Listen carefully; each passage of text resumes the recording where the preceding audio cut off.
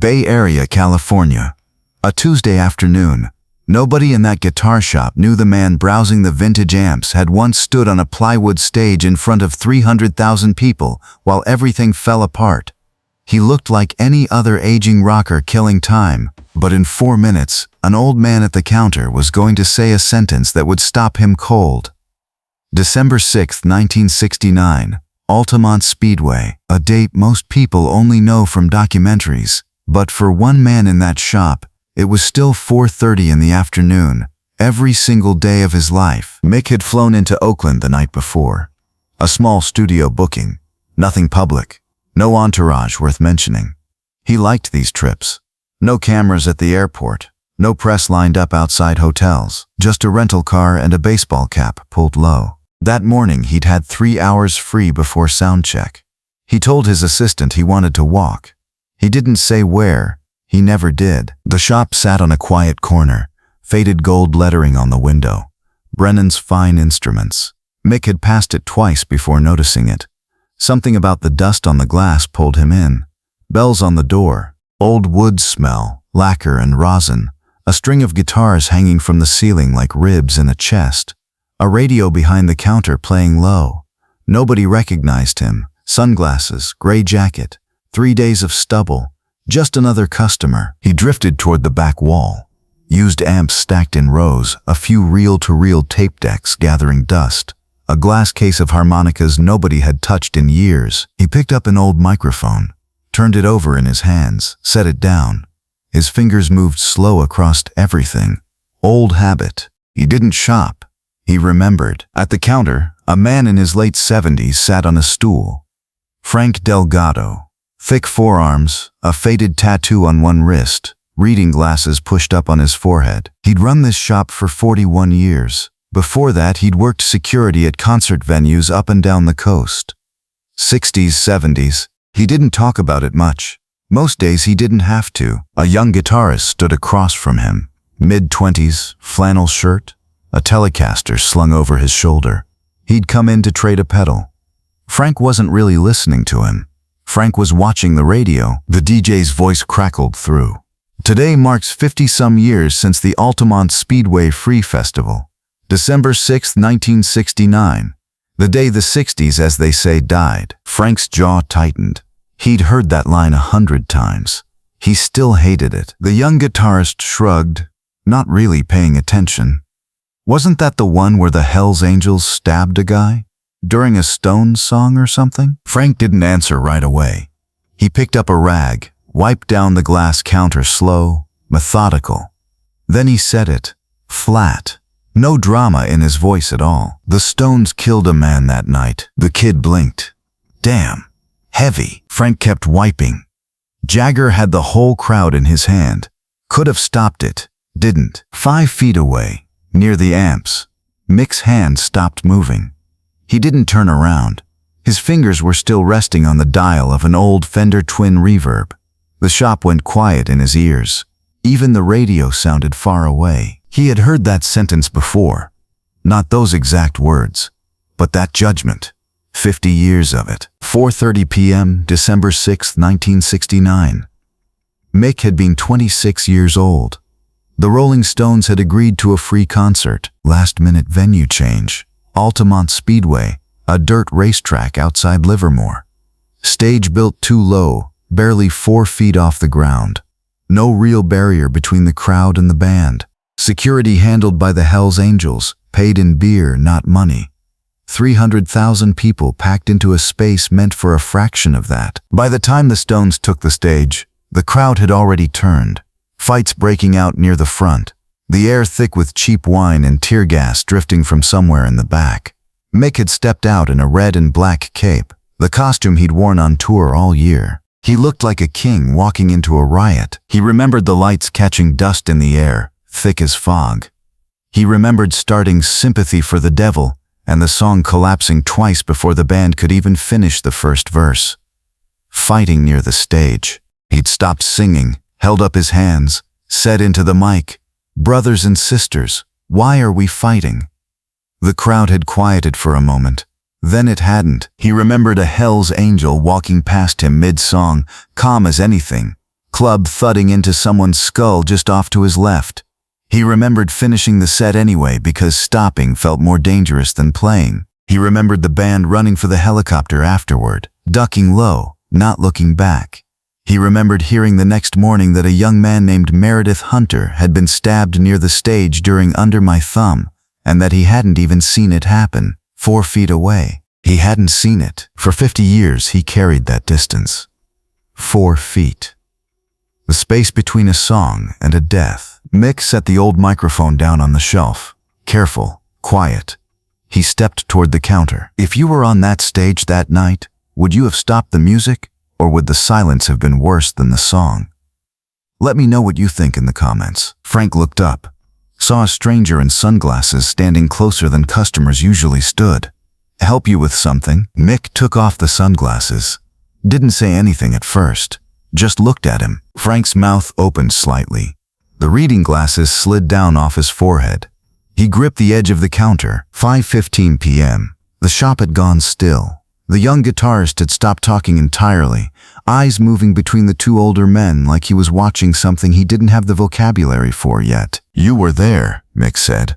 Quiet, not a question. Frank's hands were shaking now. He nodded once. Stage left, crowd control. 26 years old. Thought it was going to be the best night of my life. He swallowed hard. Wasn't. I remember the helicopters, Mick said. I don't remember much else clearly. People say that's strange. It isn't. The mind keeps what it can carry. I carried his face, Frank said. His voice cracked on the last word. Hunter, the kid. I was 20 feet from where it happened. Didn't see the knife, just saw people moving wrong, all at once, like water going down a drain the wrong way. He stopped, pressed the rag flat against the counter like it might hold his hands still. I've told that story to maybe 4 people in 50 years. Told strangers it was the angel's fault. Told myself it was the promoter's fault. Told my wife it wasn't anybody's fault. Never told anybody the truth. What's the truth? Mick asked. Frank looked at him for a long moment. The truth is I was scared, and I didn't move fast enough. And neither did anybody else on that stage, including you. The young guitarist's eyes went wide. He realized, slowly, who was standing in his trade-in shop holding a microphone like it weighed something. Mick didn't flinch at the accusation. He'd heard versions of it for half a century, in interviews, in books, in strangers' eyes at dinner parties. This was the first time someone had said it to his face without asking for anything after. You're right, Mick said. I've spent 50 years asking myself the same question. Why didn't I stop the song? Why didn't you? Because I thought stopping would make it worse. I thought the crowd needed the music more than they needed the truth of what was happening 20 feet from me. He paused. I was wrong about a lot that night. I don't know if I was wrong about that. Frank's eyes were wet now. He wiped them with the back of his wrist, embarrassed by it, not stopping it. I quit security after that, Frank said. Couldn't do another show. Opened this place instead. Strings and amps don't bleed. Mick looked around the shop slowly. The hanging guitars, the dusty harmonicas, the old reel-to-reel decks nobody had touched in years. You built a quiet life out of a loud night, he said. That's not nothing, Frank. Frank looked up, surprised Mick knew his name. He glanced down at the little brass tag pinned to his shirt. Hadn't realized he'd noticed it. The young guitarist finally spoke, voice small. Is there a guitar back there from that night? Like, something that was actually there? Frank shook his head slowly, then stopped, looked toward the back room. There's one thing, he said. Never sold it. Never even strung it right. He walked to a locked cabinet behind the counter, pulled out a small brass key on a string around his neck, the kind that never leaves a man's skin. Inside, wrapped in an old blanket, sat a battered acoustic guitar, cracked finish, a long scorch mark along the lower bout where something had melted the lacquer years ago. Found it the next morning, Frank said. Stage crew was clearing the lot. Somebody'd left it behind in the chaos. Nobody claimed it. I kept it in my car for a year before I could even look at it without feeling sick. Mick reached out, hesitated, then ran a finger along the cracked finish. His hand was steady. His face wasn't. 5:40 p.m. The shop's old radio kept playing low behind them. Some unrelated song now, but nobody was listening to it anymore. Mick lifted the guitar carefully, like it might still be carrying something fragile inside it. He sat down on the stool the kid had vacated without being asked. He didn't tune it.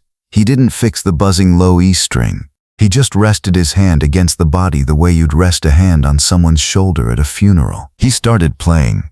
Not Sympathy for the Devil. Not anything from that record at all. Something slower. Something that sounded like it had been written specifically for rooms where nobody was clapping. The young guitarist stood frozen by the door. Frank sat back down on his stool, both hands pressed flat against the counter like he needed it to stay upright. The melody filled the shop. Cracked wood, old strings, a chord that didn't quite ring true because the guitar had never been right since that day. But it didn't need to be right.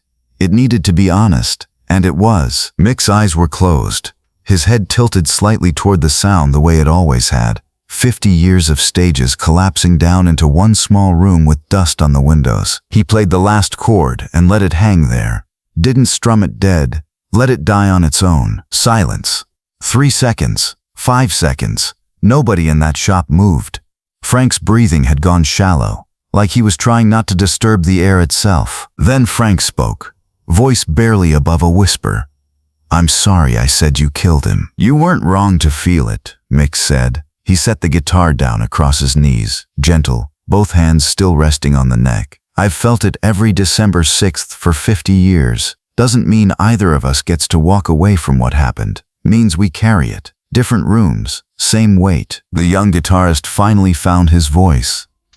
"Why'd you come in here today, of all days?" Mick almost smiled. Almost. "I didn't plan it," he said. "I never plan the days that matter most.